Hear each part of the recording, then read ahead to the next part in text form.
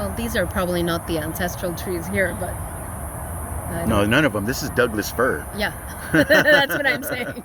Yeah. This is foreign relatives right here. Yeah, foreign relatives. Foreign. So very few of your indigenous native plants still are here? No, a lot of yukis, our acorn. We have a lot of our acorn trees all over. You can find them. You can find the juniper. It's unique that they call it juniper sierra, like the Sierras. Nobody thinks about this. And I think that's why he took that. It's a very, very strong relative, a strong piece of medicine for our people. The juniper tree, the seed, the pit, the medicine. Who took the juniper tree? It's named after him, Juniper Sierra, right? Oh, I see. Juniper Sierra. I see. What do you call the tree? I don't have a name. Learning. Yeah. It's sad. It's like. What is the native language of the Muwekma? We are a surviving dialect. We'll call it that because that's not the right thing.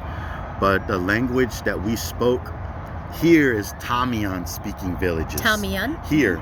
But towards the east, because that's where Yakamui, the east, towards Diablo, they call it Diablo Tushtak. And all along we spoke many different languages, but the surviving language that was documented from, I believe, John Peabody Harrington, who was that anthropologist who came down and wrote our story along the North Pacific, was Chochenyo, the Chochenyo speakers. So we're Chochenyo speakers as well. Brother, why did your people lose their language? Were there not enough people to speak to each other? Well, we spoke many different languages. We spoke a lot, but I know. But like as us being scattered tribes in different areas and coming together, that was that was what we kept because of the documentation and then the enforced indoctrination, to assimilation, to extract us from connecting this way. When you sing those songs, when you talk this language, the spirits hear that. That's what spirits talk to in our homeland. Is our language, our spiritual. There's a spiritual language. But were you forbidden from speaking your language? Was it illegal to speak your language? I think for all of us native people, anybody who's taken under that thumb of government. So can you tell us about? I think until the 1960s or 70s, you weren't allowed to dance or do your ceremonies. Yeah, was it the Freedom Religion Act that was written? There a law that was prohibiting you from doing that? Yeah, spiritual practices. There was a law, and then... So the American government didn't let you do your own ceremonies? No. It's powwows, nothing. They would hunt down, sun dances, hunt down ghost dances, hunt down... once we did those, but why, right? Let's ask why. Yeah, why? Because that's when, those were the confusing areas that you would see resistance being formed. When you see people practicing their ways, you see an empowerment, you see strength coming back, you see pride. You have no man who fears anything now once they learn how to focus on their prayer again. Any woman, any man, that's something that can't be disturbed. It's peace, but it's also that balance of chaos too, to enforce that. It's like the defense mechanism empowers you. So I think that's what they understood, is to keep us from social gatherings, keep us from organizing, keep us from coming together to see that. Because I think as they've went through different revolts, we went through many different revolts. See, that's the thing about it, is we never left. We kept on creating revolts to overturn and to take back our land. You have the like Vallejo, right? Vallejo was like a huge oppressor to the lands. Stanford, how much land did that guy buy? And Peralta was given 44,000 acres of land here in the East Bay. Yeah, Peralta too. Yeah. And then you got Portola, and then you got all the Franciscans, and like the land grab. It was like a land grab, and there was agreements that we didn't understand. We didn't speak those languages, so signing over things for a simple check, when you got a family of poverty, it's manipulation. Everything was psychological at that time, because we were they call us the dumb Indian, because we don't speak those things. That's why we weren't allowed even into the court systems to fight. I think until like the 60s or the 50s, when we were allowed to go in there and fight for our rights. So they made it but structured. did they speak your languages? No. So No, and they didn't care.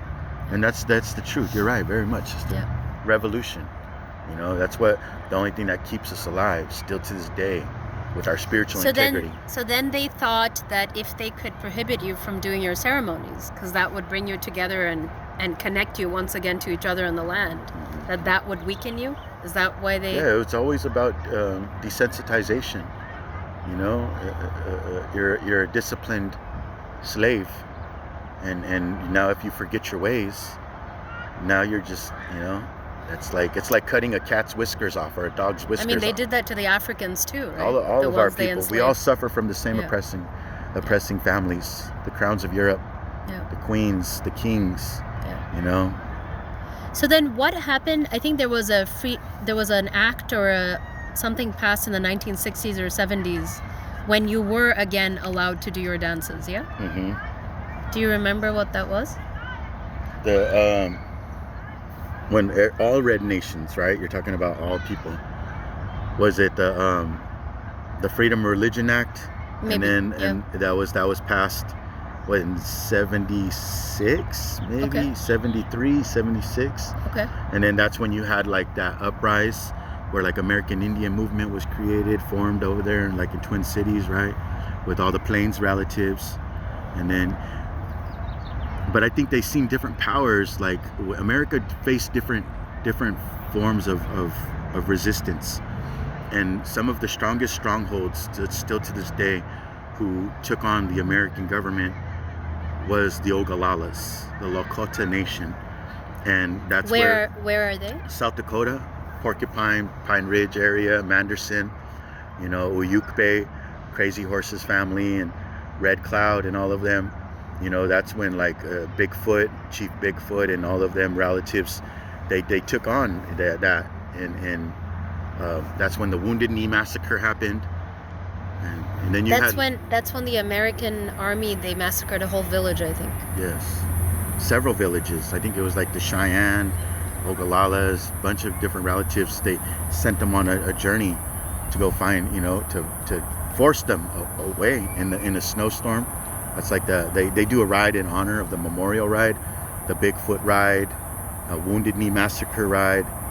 But yeah, those are important pieces of indigenous resistance that we always need to understand, the surviving mechanisms of this empowerment when we come together to keep everything in balance with solidarity and understanding our purpose. Now you have this destruction because of the reservation systems where it was like to die us off. They removed us from our natural food, our natural water, our natural ways of communicating. Your medicine plants. Yeah, all of that. That's where herbalists, you know, we're here, you know, we were like very, very, with our mocajetes, or they call them martyrs and pestles. You know, we were always, they came, this was a trade route, spice routes here. We had the salt. The white man didn't even know how to use salt for taste. They used it to extract silver and mercury because of their obsession for power. You know, you got different areas of alchemy. Gold. There was no gold in this area. Gold was more up north. And so it's when they started learning that they can take resource, they call them resources, but we call it our Mother Earth, you know, and utilize it for their wealth, and then sell it off through trading and stuff. That's that whole, you know, that's when times changed, you know. When your people traded, they traded because they needed something. Reciprocity. Yeah. It was just good wealth, you know, good love. You can't eat here, some fish. You come back, you know what I mean? You come back and we do something then, get you back. When they got off the boats, they were sick. They didn't know how to wash themselves. They didn't, you know, they were confused. They didn't even know how to hunt. We gave them arrows and they didn't know what to do with it. They didn't know what to do with the arrows? They didn't know what to do with the arrows. We gave them, when they came off the boats, We gave You're them. talking about on the East Coast, No, right? here. Oh, even here. Okay. Here. They didn't know. Those big soldiers with their armors, they didn't know what to do with bows and arrows? Nothing. They didn't know. They didn't know what to eat. They didn't know how to find food. They didn't know how to forage. They didn't know what to identify. They were dying of malnutrition. So we made bone soup and stuff and brought them, collagen. We brought them back to life. Because that's just, that's our way. And see what gratitude you got in return. Yeah, we brought all of them back to life. We were already doing it, and they infected us. Smallpox, cholera, scurvy, whatever they came off the boats, those vampires, they came off the boats there, and they came with intentions of blood. That's what they sought, was to destroy the Indian and take the land. Greed, that's what it's always been about. The story is about a tale of greed, and that's what we currently are facing today, because it's still to keep us oppressed from returning back to our homeland. That's why we still, to this day, are still in war.